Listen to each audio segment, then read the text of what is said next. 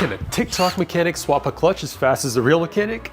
I have no idea, but we're gonna find out. Book time is about 5 hours at 150 bucks an hour to do this job on a 2005 Nissan 350Z at the dealer. Now, because I don't have a lift, I get 6 hours to knock out this challenge. If I can beat a real mechanic's time, I get to enjoy my new UniClutch in peace, and you guys have to call me a TikTok certified mechanic from now on. But if I fail, I have to set my fancy adjustable clutch pedal to the heaviest setting for a full week. And I have to rock this crappy eBay steering wheel cover on top of that. And I hate this thing. I ripped this off the car as soon as I got it. The last time I did this, a 5-hour job to swap the new transmission into my BMW ended up taking 5 days. Definitely got my work cut out for me. But this time we have something on our side: experience. As little as it is, having dropped and swapped the transmission once, I feel like I am much more prepared to do it on this car. As you can see, our noob's guide to a transmission swap from working on the BMW, and the process will be just about the same on the Z. Good thing is, succeed or fail, we will get to test out this crazy new UniClutch Sport. Our knowledge should save us some time, and the fact that I need to get this done today should save us some time. With my jack in place, it's time to get this show on the road. Ready? 3, 2, 1, go! I'm off to the races, jacking the car up and setting the stands to their max height. With a backup set, of course, because contrary to popular belief, I don't enjoy hanging out underneath 3,000 pounds of Japanese metal. But by the time I'm ready to slide underneath, we've already used 25 minutes, so I need to kick it into high gear. You can see our wide pipe and flex pipes have seen better days. Exhaust has to go up to there. Then we can remove the drive shaft. Looks like you can just pull it out of the transmission. I also had 0 power tools when I did this swap on my BMW, so this new impact has me feeling extra confident. And 6 bolts later, the wide pipe's popping right out. I'm removing the 4 diff flange bolts, easy, and just rotating the drive shaft to get to the other side. Jesus. Gently remove it from the transmission, just coax it out here. This thing is really light. Okay, beautiful. All right, drive shaft is officially out. One sick thing about the 350Z, it's a carbon fiber drive shaft on a $30,000 entry-level budget sports car. And this is back when the car was designed in like 1999. You gotta give them respect where it's due. This is really cool. Do not hit, scratch, or drop. Next up, we're going to remove the shifter from inside the car, remove all the wiring from the transmission itself, then we should be ready to start pulling the bolts from the bell housing. But at 1 hour and 10 minutes, we are probably making not the best time, so let's hop right back in. It's always interesting when you come across small jobs that you've already accomplished on a big job like a clutch swap. In this case, it's an upgraded short shifter, but it's as simple as pulling up the center console, removing 4 10mm bolts, then the 2 rubber boots covering the socket. I'm removing these 3 hex bolts so I can slide underneath the car to remove the 12mm bolt that connects the bottom of the shifter to the linkage itself. And with that, the shifter's out and it's still looking good.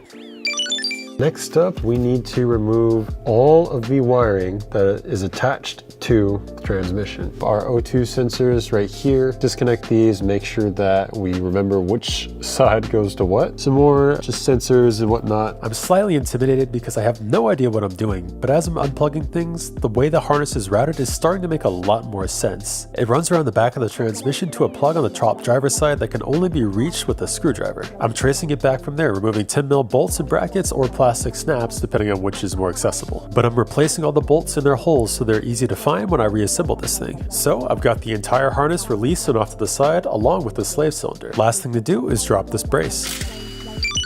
Alright, I've got everything disconnected from the transmission and it's finally time to remove the bell housing bolts and drop this thing. But to make things extremely easy, we need a piece of cardboard and a Sharpie.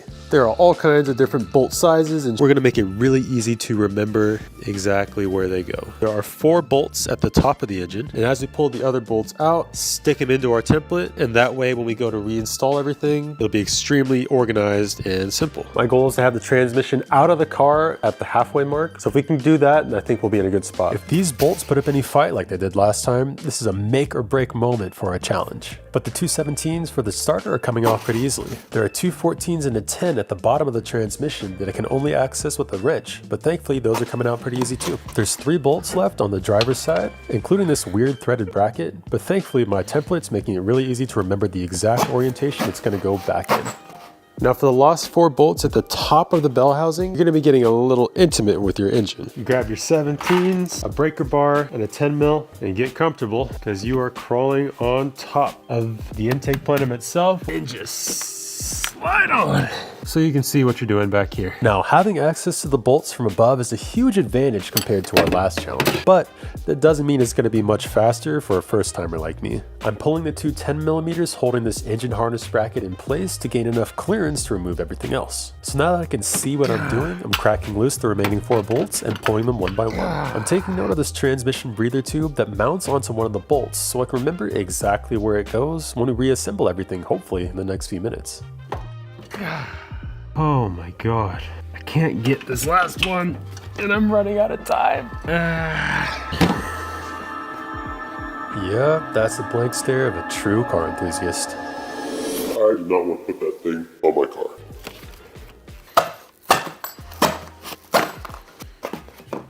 Nice. How much time is left? Actually, let's just drop the trans and hope that we're at least ahead of our halfway point. Time to roll out the big guns. This is it, the moment of truth. Everything hinges on this transmission releasing from the block like butter. If it's seized in place or I damage something on the way out, beating a 6-hour challenge is going to be the least of my problems. The fluid will pour out of the back. Stick some paper towels to prevent a ton of it from dripping out on the floor. Transmission fluid diaper is officially on. So now ratchet this trans jack up, support it from the mid back, and then we're gonna undo the transmission cross member. 413, just gonna loosen them. Make sure the trans jack is supporting it completely. Lower it slightly, pull back. So far so good, but it's not popping right off like I was expecting. Or we could grab a pry bar.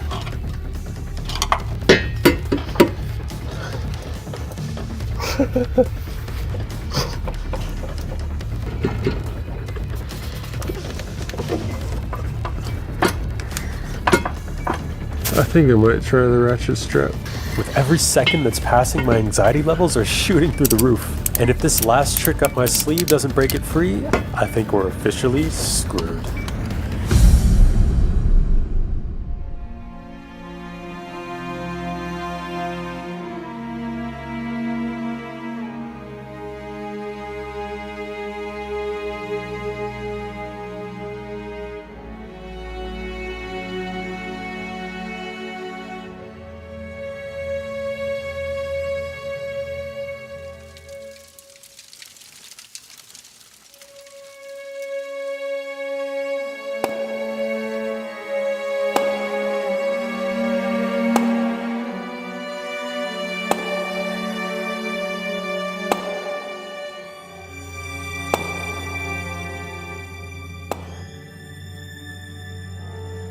It's been almost an hour since that last bell housing bolt actually came out of the block. You'd think that with 100,000 less miles, this transmission would come off a little easier than it did on the BMW. But at this point, actually removing the transmission from the block is the thing that is killing me in these challenges. I can hear that steering wheel cover laughing at me in the corner as we speak. I've tried the ratchet strap technique. This transmission is larger and heavier than the BMW's, and I'm pretty sure a huge part of this is my jack stands, as nice as they are, let the car wobble way too much.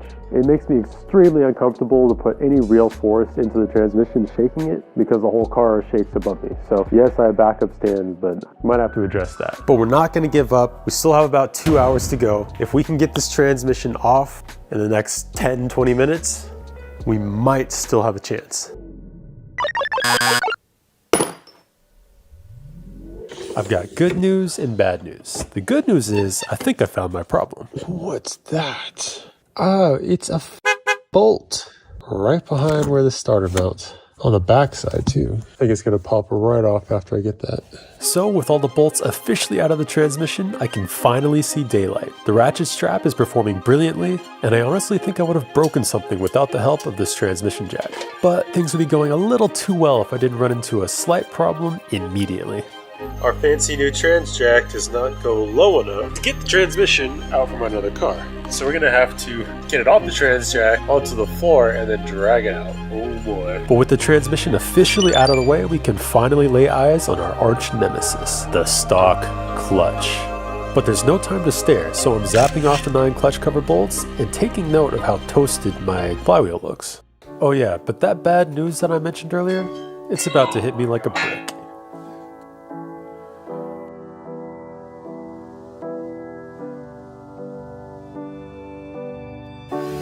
Well, it's out, and I did it faster than the last time, but the chances of me doing the clutch and getting this back in the car in an hour and 10 minutes are pretty slim. But we're still gonna try. Honestly, even though our challenge is looking grim, I'm still proud of myself for even getting to this point in the first place. This is my first sports car, and experiences just like this are exactly how I've learned how they work and how to make them better. But we've come a long way from installing that 380 RS gas pedal that I got for Christmas years ago. So why am I even going through all this trouble anyways? It's because this UniClutch has managed to take all of the advantages of a twin disc clutch and basically eliminated all the drawbacks. Let me explain. Your typical stock clutch comes with a single disc that is squeezed between your flywheel and the pressure plate. Those two constantly spin with your motor's crankshaft. And friction is what transfers that power from the clutch disc to the input shaft of the transmission. Technically, the pressure plate sits inside like that. And your clutch pedal pushes your throwout bearing. As you add force to these fingers, it releases pressure from the clutch itself. Say a TikToker is building a 1,000 horsepower Monster Z. UniClutch Sport can handle up to 800 foot-pounds of torque, but where a traditional twin plate clutch would also have a ton of chatter and have a really heavy pedal feel, you could toss the same 800 foot-pound clutch into a stock Z and have the same drivability as the stock clutch. They've got anti-rattle technology that keeps the twin plates as quiet as stock. The extra surface area in a twin plate UniClutch should last longer than a stock clutch. The UniClutch will take less pedal pressure than the stock setup to switch gears. They've also built in 70 degrees of shock absorption, helps make engagement extremely smooth, even in high horsepower builds. But honestly, the coolest thing is this one clutch unit can fit thousands of different types of vehicles. All you have to do is change out a modular spline to the proper one that fits your car. Traditionally, the spline is a part of the clutch itself. As someone who's literally never installed a clutch before in my life, the fact that this is a sealed unit and the friction surfaces are all contained inside the clutch itself. So you don't have to resurface the flywheel at all. Don't need a clutch alignment tool or anything. And because they're modular parts, they're actually able to pass on some of the savings to you because manufacturing all the different fitment kits is way simpler than it is to customize every single clutch unit to each application. This thing looks legit and feels legit too. It's just a really cool product. It's basically innovating in a space where there hasn't been much of that for decades. And regardless of whether or not I can beat our challenge, we'll still get to see if this lives up to the hype. So that's great and all, but I've got an hour and 10 minutes left. So how do I get this in the car? I can see all of the information specific to my personal clutch. Torque capacity 905 foot-pounds. Underrated. Dude, that's ridiculous. Within the fitment kit, we have a QR code that'll give you the exact instructions you need for your car. I'm grabbing the spline adapter that fits my input shaft, then dropping it into place in the UniClutch and locking it down with the snap ring. The full-colored, poster-sized instructions are reminding me of building Lego models back in the day. But now it's time to set up the adapter ring. It comes with spacers to match your UniClutch to OEM specs, but in the Z's case, it calls to be mounted flush. The pre-applied thread locker on the bolts is a nice touch, so I'm setting the fitment ring in the grooves and snugging them up, then torquing them down to 11 foot-pounds per the manual. Back under the car, I'm lining up the dowels on the stock flywheel with the corresponding letters on the fitment ring. I'm snugging up the original bolts from the stock clutch cover. And we torque to 25 per OEM specs. And that's it. UniClutch installed. And it's time to finish this job. So that took just about 10 minutes to get the clutch set up and installed in the car, which is pretty good. That leaves us with just over an hour to complete our challenge and get the car back on the ground running within book time. At this point, it might as well just be a race to beat our personal best. Giving up so soon? Seriously? All hope is not lost. What could you possibly do to make this go faster? I want you to take this. I don't feel like I've earned this, but I'll do my best to bring honor to the uniform. And remember, you are the hustle. Okay. New quest. Can a TikTok mechanic install a transmission in 1 hour? But first, we've got to show it some love. So I'm figuring out how to disconnect this little throwout bearing and sleeve. Ooh, that was bad. before cleaning out the entire bell housing with some brake cleaner and a rag. I'm carefully pressing the new bearing onto the new sleeve before being extremely grateful that I found a packet of the right lube in my fitment kit. But now that I've lightly greased all the right surfaces, the throwout bearing and clutch fork are working perfectly. So it's finally time to put this thing back where it belongs. Unfortunately, lifting a 125-pound transmission onto a jack with like a foot of clearance is a little bit harder than getting it off of said jack. But with enough blocks of wood and angles tested, I'm finally able to get it back in the proper spot. But of course, in the process, brought us down to the final seconds of our challenge. So now I'm starting up a timer because while we may have lost the fight, we're still setting a new personal best. Unless realigning and mating up the transmission, installing and torquing down the bolts, remembering and reattaching all the wires, brackets, and plugs, and reinstalling the shifter takes about 4 days. Or if this happens.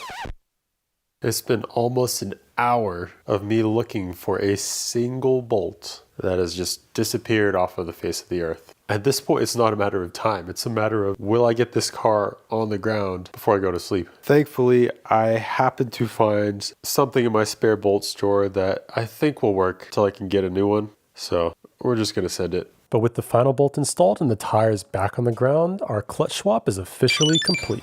Assuming the car still starts and I didn't plug anything in backwards, all that's left to do is to take it for its first spin.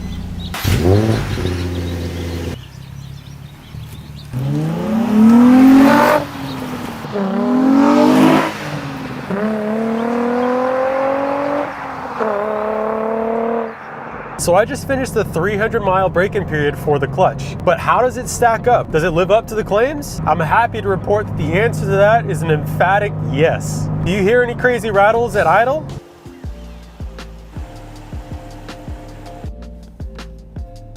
Because I don't. Is taking off from a stop easier than stock? Yes. Can I drop the clutch when shifting and it just eats it up like nothing?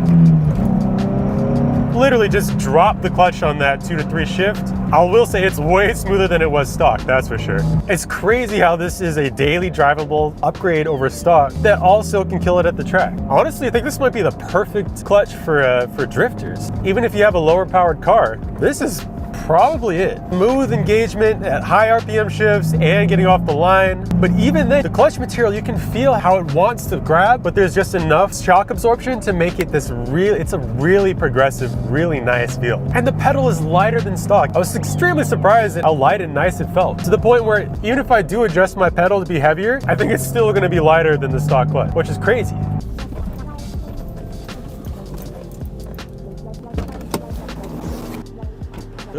Well, that's another successful job in the books. With our final time of 10 hours, we set a new personal best for anything transmission swap related. So I'm pretty happy with that. I mean, you can't ask for much more than improving every time you do something. So what did we learn? Make sure you know how many bolts actually have to be removed. That would have saved me like an hour. And make sure you have all the right tools that you're gonna need to gain access to, hard to reach bolts. If you don't have a lift, get yourself as much clearance as possible. So in the future, I will absolutely have taller jack stands. We lost almost an hour just trying to lift the transmission back onto the trans jack underneath the car. But overall, I'm extremely happy with the way the UniClutch has turned out. It works with almost any flywheel or transmission setup. So the link will be in the description if you want to learn more. I'm going to keep you guys updated on how this UniClutch performs over time, as well as taking it out to the track. I'll be able to take full advantage when I'm running the car at 10/10s. So hit that subscribe button and stay tuned for more, because I got some crazy stuff coming you guys are not going to want to miss. But we still have one question to answer. Will it do a burnout?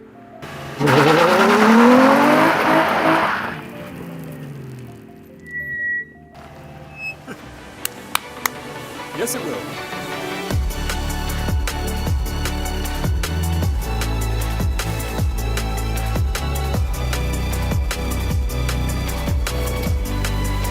I wonder if installing this is harder than installing the clutch.